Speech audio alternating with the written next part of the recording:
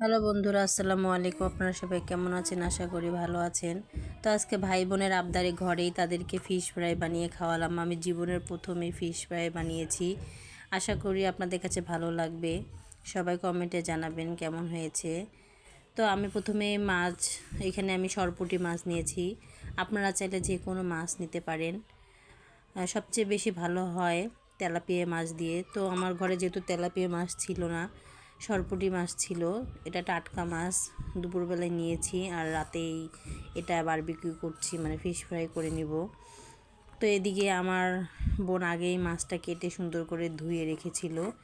তো ওরা যেহেতু আমার কাছে আবদার করছে আজকে খাবে, তো এই জন্যই আমি এটা আজকে বানিয়ে খাওয়াবো। জীবনে কখনো বানাইনি, আজকে প্রথম বানাচ্ছি।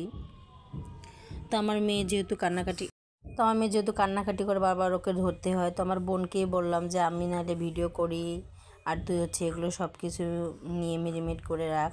তো এখানে প্রথমে মরিচের গুঁড়া, হলুদের গুঁড়ো, লবণ, আদা রসুনের বাটা, মরিচ বাটা, এগুলো সব দিয়ে তারপরে সস দিয়ে সুন্দর করে মশলাটা মেখে নিয়েছিল।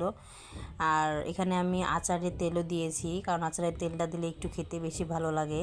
আপনারা চাইলে আপনারা দিতেও পারেন, নাও দিতে পারেন। তবে আমি এখানে জলপার আচারের যে তেল ছিল সেটাই ব্যবহার করেছি। এটা দিলে আমার কাছে খুবই বেশি ভালো লাগে। যখন আসলে ভাজতে গিয়েছিলাম তখন যে এরকম একটা সেন্ট আসছিল আচারের, খুবই ভালো লেগেছিল। তো এখানে আমার বোন সুন্দর করে এটা মেখে রেখে দিচ্ছে ম্যারিনেট করার জন্য। তো ম্যারিনেট যেহেতু আমরা তাড়াতাড়ি খাবো, তো এখানে ম্যারিনেট করে নিই তাড়াতাড়ি। আমি সাথে সাথেই এটা মাখিয়ে ভেজে নিচ্ছিলাম। আর আমাদের রান্নাঘরের লাইটটা পিছন সাইডে ছিল, এই জন্য বেশি আলো দেখা যায়নি, অন্ধকার দেখা গিয়েছিল। তো এই জন্য আপনাদের সাথে পুরো ভিডিওটা আমি শেয়ার করতে পারিনি। শুধু মাছ ভেজে যে তুলে রেখেছিলাম অতটুকুই শেয়ার করেছি। দেখেন কিভাবে ভেজেছি এটা।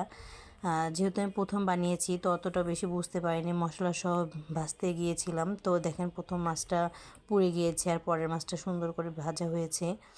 তো এই হচ্ছে আমাদের আজকের ফিশ ফ্রাই, সন্ধ্যার নাস্তা। সবাই কমেন্টে জানাবেন কেমন হয়েছে। তো আজকে এই পর্যন্ত, আল্লাহ হাফেজ।